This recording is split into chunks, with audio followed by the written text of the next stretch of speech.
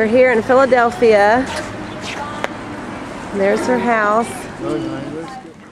What kind of stitch are you sewing? Today I'm doing whip stitches. Oh. I'm just sewing a narrow hem. This is the beginning of a set of slip cases for chairs. A Connie Donnelly rainbow, and I made one. Oh, very good. Make little fabric dolls. Excellent. Did you used to make fabric dolls for yourself when you were little? I did. I certainly did. And making aprons is something that is a very important skill in my time. Most women make their own aprons, sheets, towels. A lot of women choose to make their own quilts as well. It's so enjoyable. She loves sewing. She's going to take sewing lessons here in a few months. Excellent. Oh, well, if you take more of an interest in it and you find yourself interested in making things for the home, perhaps I could take you on as an apprentice here. You can learn the upholstery trade. But if you become more interested in clothing, you might be better off going to a seamstress for that sort of thing. So you'll have to decide which area you want to sew. Or you could be a mantua maker and specialize in gowns. Let's see, you could be a stay maker and make ladies' stays. That's very difficult work. You have to learn how to do the whip stitch. Oh, and certainly you'll learn it in your class. You'll probably learn whip stitches like I'm doing today, running stitches, back stitches perhaps, the most important ones. How young were you when you started to sew, learning to sew? Oh, I must have been around 4 maybe, when my mother started teaching me the basics. And then when I started school, that's when I learned a little bit more. We did a little needlework in school as well. And I started learning the upholstery trade when I was 14. I apprenticed at John Webster's upholstery shop here in Philadelphia. Oh. How was it you became an apprentice in that time? There are many women apprentices in my time. The fact is, all women work in my time except for the very wealthy. And in that situation, typically the husband's not working either. But women are more limited than men. So if the wrong person were to find out I was making flags, I would be arrested and possibly even hanged as punishment. So for that reason, I was asked to make it in secret. General Washington came here with Robert Morris and my late husband's uncle, who is also named George. And they showed me a drawing of what they wanted the flag to look like as well. It was not I that came up with the design. But I did make a few small suggestions for how it might be a little faster and easier to make. Here on the canton, Washington had wanted 6 points upon each one of the stars because he liked the look of them. But how many points do you see on my stars here? 5 points, you're quite right. And the reason I suggested these is simply because they're easier to make. Would you like to see how to do it yourselves? Mm-hmm. Very well. Perhaps this is a skill you could use in your sewing, actually. These are the same bows I use if I'm ever making stars for quilts. So we'll start with a rectangle. Of course, for a flag we would use wool, but it's a little easier to show you on paper. We'll fold it in half and meet the folded corner to the middle. Now you'll see we have a new point here. This will be the center of our star. So we'll meet the edges around it to create sort of a cone shape, and with one snip on a nice sharp angle,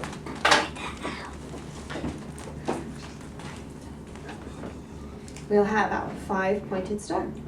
Wow. Would you like to have it? Oh. See, there you are. You're very welcome. And perhaps you might like to have the pattern. Now this shows just how the folds are done, so you can practice making your own stars. Very with that. good. Thank you. You're very welcome. Yes, it's a good souvenir. Okay, you want to put in your, why don't you put in your fanny pack? Friends, are there any other questions that you all have? Thank you very much. Oh, you're welcome. Thank you for visiting. How old were you when you sewed the flag? I was 24 years old. Oh, wow. It was almost exactly 1776. So how long after you sewed the flag did it need to be? You said it was exactly a year ago, so would you still be considered a trader if, okay, all right. So we have to keep it a secret. Oh, yes. Yes, please. So don't tell anybody that she did A year ago it. I made my flag. It was the the very end of May of 1776. The Declaration of Independence had not even been read aloud to the public yet at that time. I'm not even sure if they had finished writing it yet. That said, I think that General Washington and the Continental Army knew that we would be formally declaring independence from England, and we're preparing for these battles to come. So now we're certainly still fighting the war. We've mostly been losing. We had a few good victories this past winter, but largely it's been hard to stay optimistic during this war. There are rumors now that the British might attempt to occupy Philadelphia.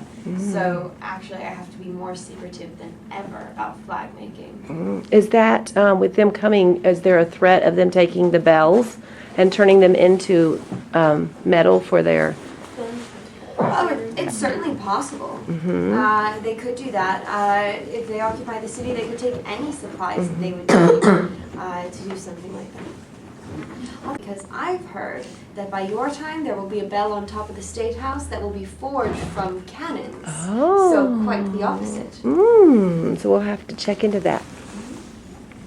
This war. And I'm trying not to think about the other Not the other outcome, side. Although it does seem more likely at this point.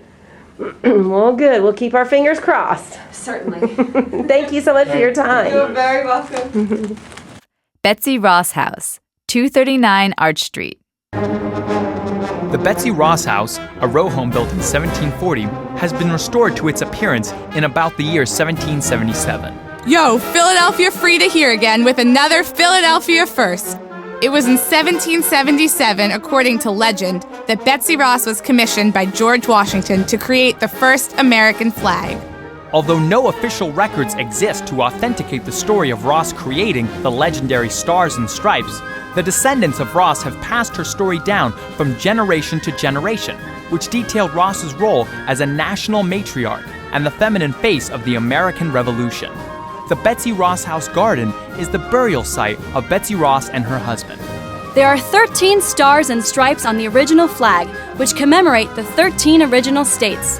Today, the American flag has 50 stars for the 50 states, and the 13 red and white stripes are still used to pay tribute to the 13 original colonies. We'll continue to Arch Street Friends Meeting House.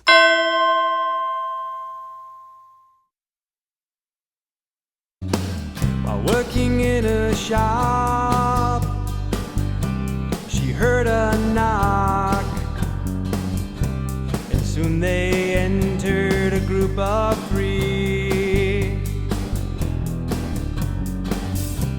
There stood two men, along with George Washington.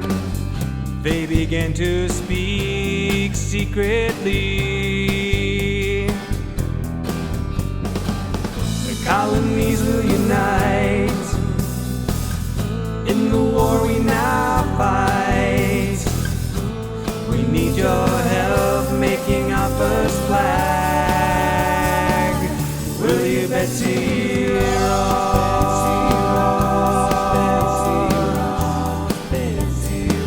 Will you, Betsy Ross?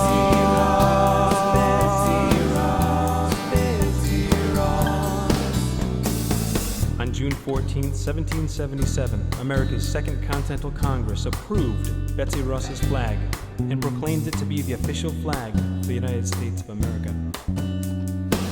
Well, Betsy Ross agreed. She thought America should be freed, and here was the part that she would play. They handed her a sketch. She made some changes, then sewed her best, working on this flag both night and day. Colorful and new, 7 red stripes, 6 white ones, 2 circle of 13 white stars backed by blue. Sewn by Betsy Ross. Sewn by Betsy Ross.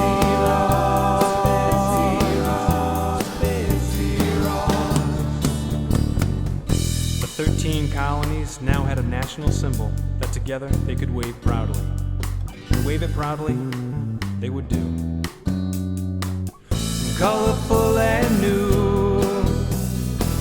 7 red stripes, 6 white ones, 2. Circle of 13 white stars, backed by blue. Sewn by Betsy Ross.